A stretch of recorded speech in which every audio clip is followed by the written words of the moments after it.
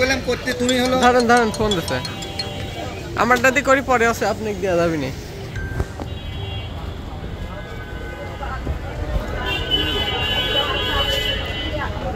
অস্থির লাগতো